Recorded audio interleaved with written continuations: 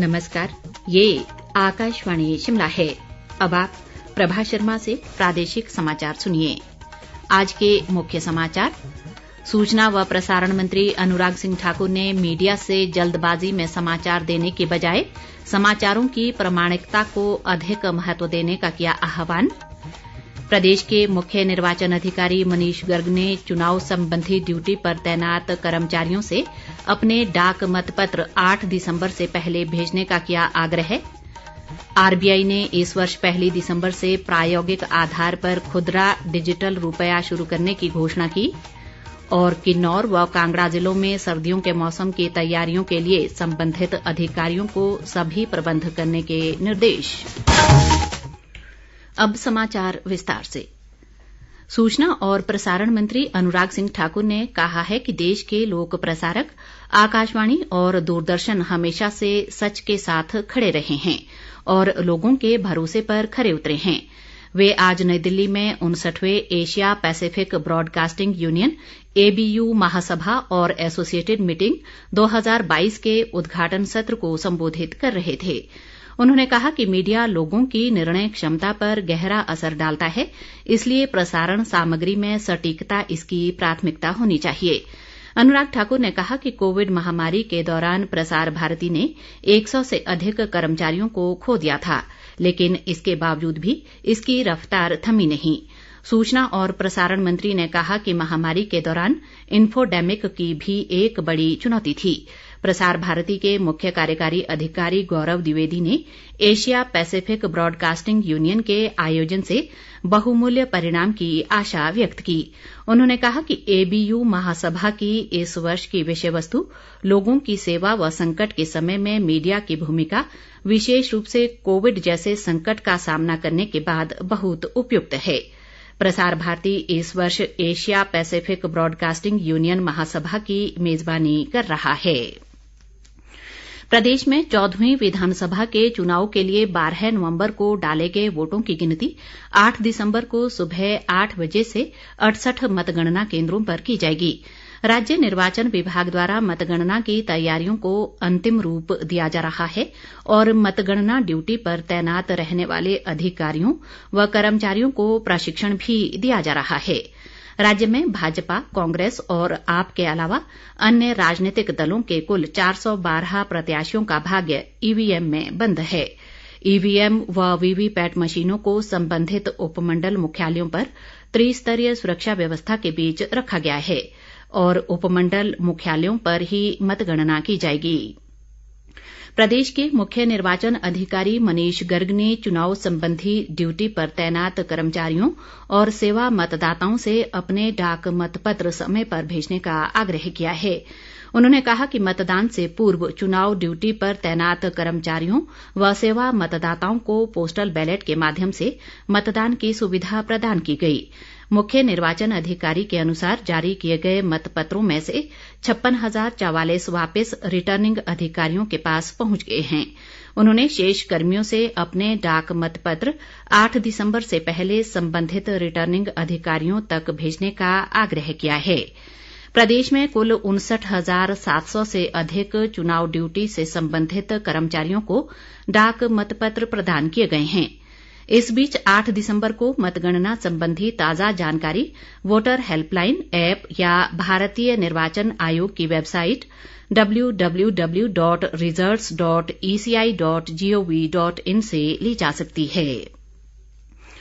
3 दिवसीय शोभा सिंह कला महोत्सव पालमपुर के समीप कलाग्राम अंद्रेटा में आज संपन्न हुआ।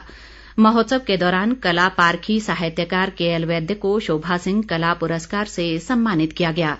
इस अवसर पर शोभा सिंह मेमोरियल आर्ट सोसाइटी के अध्यक्ष KG बुटेल ने कहा कि प्रसिद्ध कलाकार शोभा सिंह की 4 दशकों की रचनात्मक कला को इस कलाग्राम में संजोए रखा और अंतर्राष्ट्रीय मानचित्र पर इसे पहचान दिलाई।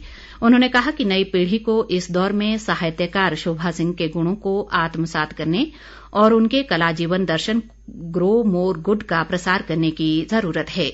उत्सव के दौरान स्थानीय लोगों सहित पर्यटकों ने लघु चित्रों और स्थानीय लोक कलाओं पर पारस्परिक व्याख्यान में हिस्सा लिया।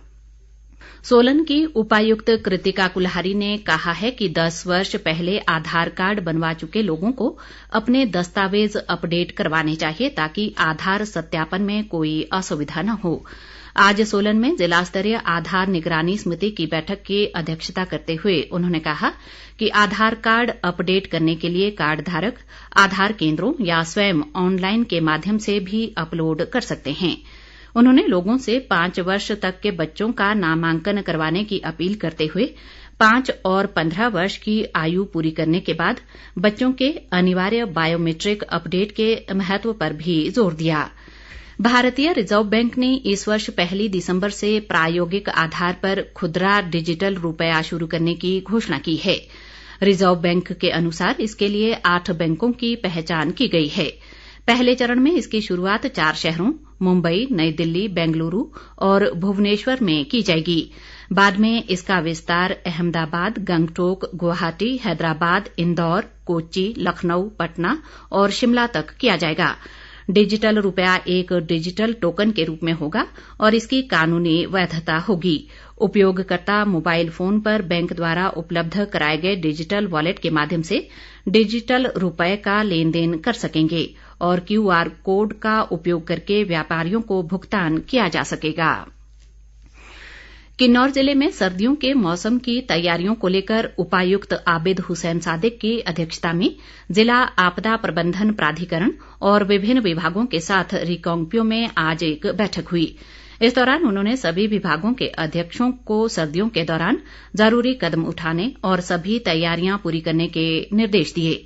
उपायुक्त ने सर्दियों के दौरान आपदा से बचाव के लिए जिला मुख्यालय सहित उपमंडल स्तर पर भी नियंत्रण कक्ष स्थापित करने को कहा।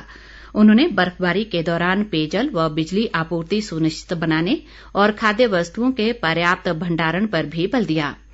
इधर कांगड़ा के उपायुक्त निपुण जिंदल ने सर्दियों के दौरान ऊंचाई वाले क्षेत्रों में हिमपात व किसी भी आपदा की स्थिति से निपटने के प्रबंधन के लिए संबंधित विभागों की पूर्व तैयारियों का जायजा लिया।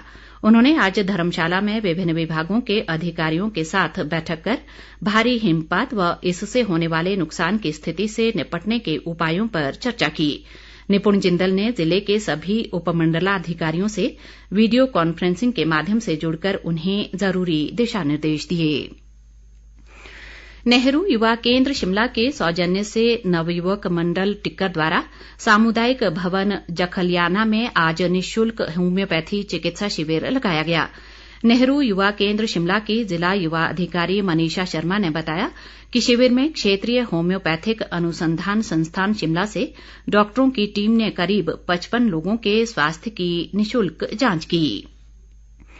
वन विभाग की राज्य स्तरीय खेलकूद प्रतियोगिता के दूसरे दिन 100 मीटर की दौड़ में पुरुष वेटरन में धर्मशाला सर्कल से मनीष पहले स्थान पर रहे। इसी तरह डायरेक्शन कार्यालय शिमला से नरेश दूसरे और हमीरपुर सर्कल से रविंद्र तीसरे स्थान पर रहे। प्रतियोगिता के दौरान आज ऊंची कूद, भाला फेंक, 400 मीटर की दौड़ और शॉटपुट महिला ओपन की स्पर्धाएं करवाई गईं। सोलन जिले के राजकीय आदर्श वरिष्ठ माध्यमिक विद्यालय धुंदन में आज एक कार्यक्रम आयोजित कर कुल्लू में हुए राज्य स्तरीय कला उत्सव में भाग लेकर लौटी विजेता टीम का स्वागत किया गया। विद्यालय के प्रधानाचार्य सरताज सिंह राठौर की अध्यक्षता में आयोजित इस कार्यक्रम में विजेता खिलाड़ियों को बधाई देने के अलावा उनका उत्साहवर्धन किया गया। विद्यालय के भास्कर कपिल का चयन शास्त्रीय संगीत में राष्ट्रीय स्तर के लिए हुआ है। प्रदेश के सरकारी स्कूलों में विद्यार्थियों पर ट्यूशन पढ़ने का दबाव बनाने वाले शिक्षकों के खिलाफ कड़ी कार्रवाई की जाएगी। उच्च शिक्षा निदेशालय ने पैसे लेकर ट्यूशन पढ़ाने वाले अध्यापकों को चेतावनी जारी की है। जिला शिक्षा उपनिदेशकों को जारी एक पत्र में पढ़ाई में कमजोर विद्यार्थियों के लिए स्कूलों में ही सुबह शाम अतिरिक्त कक्षाएं लगाने के निर्देश दिए गए हैं। कुल्लू जिला के बंजार में तार स्पेन का खंभा ले जाते हुए 3 मजदूर खाई में गिर गए। खाई में गिरने से 2 मजदूरों की मौके पर ही मौत हो गई जबकि एक गंभीर रूप से घायल हुआ है। घायल मजदूर बंजार अस्पताल में उपचाराधीन है। कल देर शाम हुई इस घटना की सूचना मिलते ही पुलिस ने मौके पर पहुंचकर दुर्घटना का जायजा लिया। वरिष्ठ पुलिस अधीक्षक गुरदेव शर्मा ने बताया कि पुलिस द्वारा मामले की जांच की जा रही है। अंत में मुख्य समाचार एक बार फिर। सूचना व प्रसारण मंत्री अनुराग सिंह ठाकुर ने मीडिया से जल्दबाजी में समाचार देने की बजाय समाचारों की प्रामाणिकता को अधिक महत्व देने का किया आह्वान। प्रदेश के मुख्य निर्वाचन अधिकारी मनीष गर्ग ने चुनाव संबंधी ड्यूटी पर तैनात कर्मचारियों से अपने डाक मतपत्र 8 दिसंबर से पहले भेजने का किया आग्रह। आरबीआई ने इस वर्ष 1 दिसंबर से प्रायोगिक आधार पर खुदरा डिजिटल रुपया शुरू करने की घोषणा की।